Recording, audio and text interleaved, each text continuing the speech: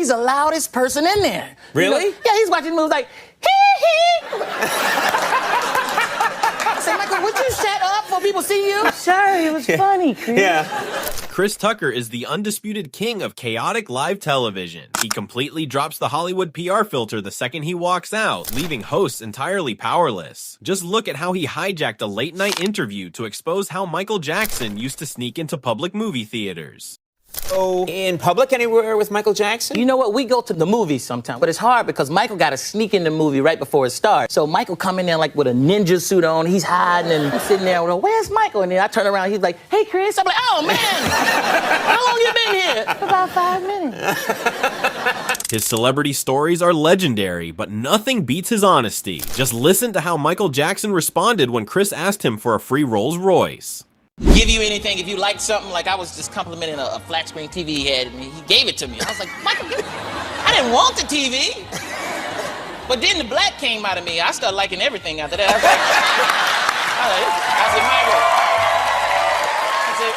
said, Michael, I like that Rolls Royce. That's a bad Rolls Royce. Not the old one, the new Rolls Royce, right there. He was like, you like it, Chris? I said, yeah, I like it. He said, you sure you like it? I said, yeah, I like it. He said, well, you better go buy one, because I ain't giving you my Rolls. I gave you a TV, damn. His zero-filter honesty doesn't stop with his celebrity friends. Watch him brutally expose his own family's hilarious reaction when they found out he was making $20 million a movie. What is your family's reaction to your success? Oh, they all quit their jobs when they found out I was making $20 million a movie. They said, we rich. I was like, no, I'm rich. And even when he leaves Hollywood, his chaotic energy follows him everywhere. Just listen to his completely unhinged reaction when fans try to bother him while he's just trying to grocery shop. People think stars live in Hollywood. You live in Atlanta. Everyone, musically and creatively, they live in Atlanta. Yeah, Atlanta. I'm from Atlanta. I'm from Decatur, Georgia. So I'm back and forth. I'm halfway in California. I'm halfway in Georgia, man. So I love it down there. Do they leave you alone in Atlanta?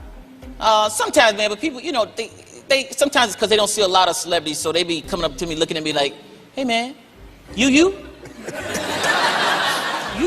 I'm like, yeah, I'm me. You? They be like, what you doing out here in the grocery store shopping? I've got to eat too. I'm getting some food.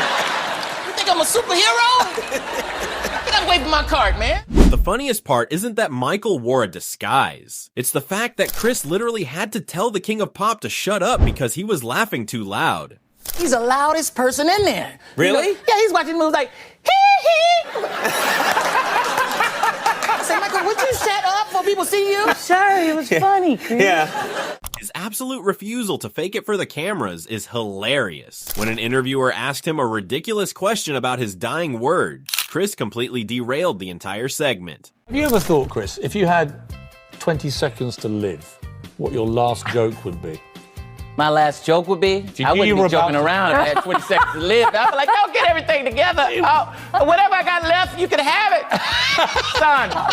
Even politicians aren't safe. When an interviewer tried to trap him with a serious question about Donald Trump, Chris completely derailed the broadcast with a hilariously unhinged impression. Donald Trump, your president. What, do you consider him your president? Start with. You mean Donald? Are you serious?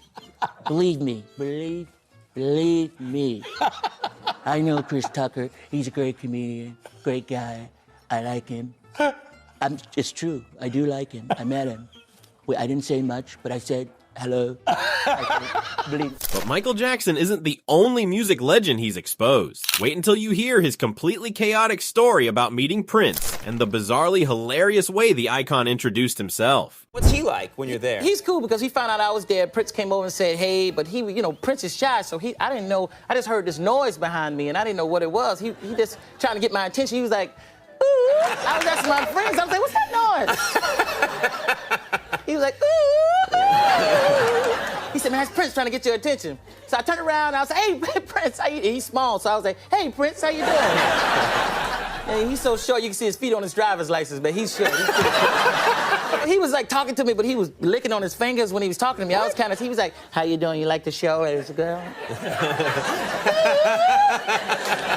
Thank you for coming, Chris. I love you. You're funny. I was like, why you screaming, man? His unfiltered stories about filming overseas are absolutely legendary. Listen to his completely chaotic reaction when fans in Hong Kong hilariously mistook him for Kobe Bryant. I was the only black person in Hong Kong. I was looking for black people. I said, where are the black people at? No black people, no. They thought I was Kobe Bryant, man. They didn't know who I was. Really? Kobe Bryant? Like, Kobe, sign my autograph, Kobe. We love you. Where's Shaq? And he doesn't hold back on his legendary Rush Hour co-star Jackie Chan, either. Watch him brutally expose the hilarious truth behind Jackie's daily gifts on set. Jackie would give me a gift every day. First Rush Hour, Jackie Chan would give me a gift every day. He'd send it to my trailer. Yeah, I'm like, what is going on? I'm like, he's so nice. And I had to buy him something out the while. I said, I gotta get him something. But then I realized he's from China. They make everything over there. He was getting it for free anyway.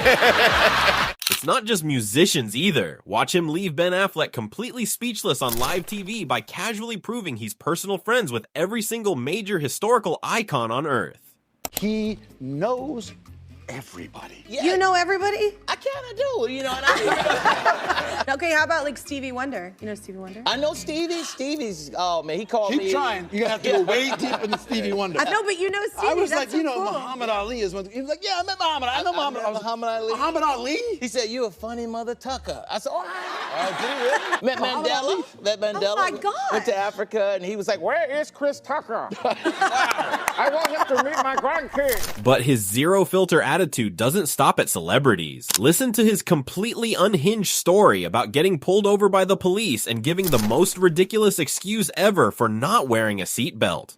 I don't like cops, because I think cops are childish. Oh, you do? Because they childish, hiding in the woods waiting for somebody to speed. That's childish. They ask stupid questions Like? when they pull you over. Because I was driving one time. The cop said, didn't you see me back there? Why you start speeding up?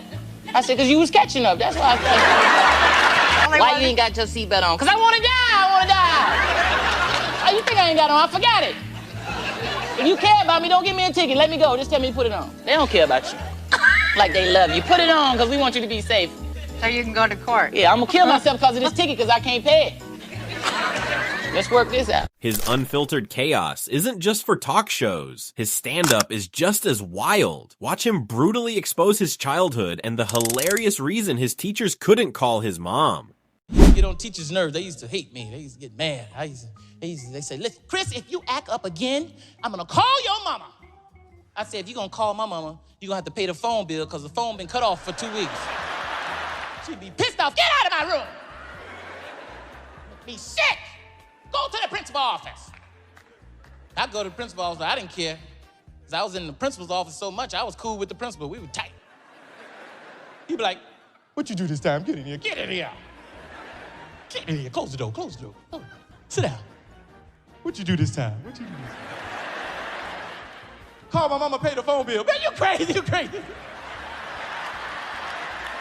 And his chaotic family stories only get better. Listen to this legendary stand-up bit where he completely roasts his mom for blaming him for making her late to church. My mama, man, she didn't play, man. My mama made us go to church. Made us. We ain't even sin yet. We still had to go to church. Now get up, you are going to church.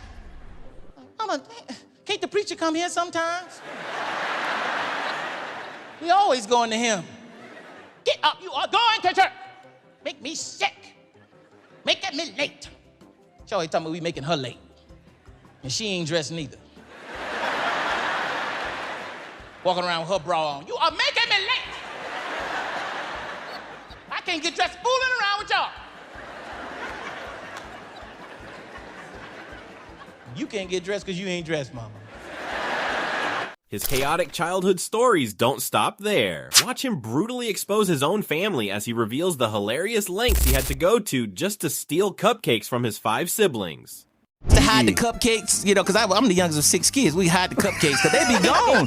By the time my mama get home, he said, Mama, I got that groceries for you. I got that. You take it in there, you hide them cupcakes. You know, you take out 3 or 4 of them. Mama, what happened to the cupcakes? Hey, man, Mama just bought 2 of them, man. So, But his best stories will always be about his legendary Rush Hour co-star. Listen to his completely bewildered reaction when he visited Jackie Chan in China and realized Jackie literally owns everything. You like in China with Jackie Chan? He's the man. Jackie owned everything. He's like, you like hotel? He said, you like hotel? I said, yeah, it's my hotel. That's my hotel. No. So I got to do more movies. And then he was like, wow, you over here. I said, I came to see you. What do you think I'm over here for? You're the only person I know in China. He even drops the filter when talking about the most controversial moments in Hollywood. Listen to his completely unhinged reaction to Will Smith slapping Chris Rock and how he somehow got dragged into it. And I'm gonna tell you why I'm pissed off about that slap. When Will Smith slapped Chris Rock, because they mixed me up in it. Because, you know, because of the Chris's. People calling my mama that night, talking about, is Chris okay? I heard he got the slapped out of me. That is not my baby. Y'all should have known that wasn't me. Because that damn show would have been over right then and there. Will Smith would not have been walking off the stage fixing his jacket on my ass, talking about. Got a joke on his back. What the f*** that's But his wildest stories will always be about his chaotic world travels. Watch him hilariously expose what it's like to be forced into performing for the president of Nigeria and the crazy threat he received. Every country we went to, finally I got tired. We got to Nigeria. He wanted me to do it in front of the president of Nigeria. I was scared. Shit, if I mess it up, they put me in jail. And Tucker, come on now. I need you. I done set it up now. Come on, don't let me down. You want to ride home, right? Huh? But even as a dad, his unfiltered comedy shines. Watch him reveal his completely unhinged plan for secretly stalking his son in Vegas, and the hilarious reason his son actually accepts it. He wants to come to Vegas, but what he don't know, I'm coming with him. He's not gonna know I'm here though. I see. I'm gonna be watching him behind slot machines. I'm gonna tell waitresses, no, don't give him no beer. Just take him some milk. Take him some milk. That's my baby. Watch out for him, please. I'm one of them protective dads. So. Yeah, well, that's good. There's nothing wrong with that. Yeah. Does he find it annoying? No, I think he's cool with it because I'm rich. I don't know. And to cap it all off, listen to his brutally honest realization about the reality of hanging out with ultra-rich celebrities and how trying to keep up with them almost made him go broke. That's very unfair. He wasn't paying for nothing. Oh, man. He was looking out the window like, look at Chris Tucker. He gonna go broke trying to keep up with me.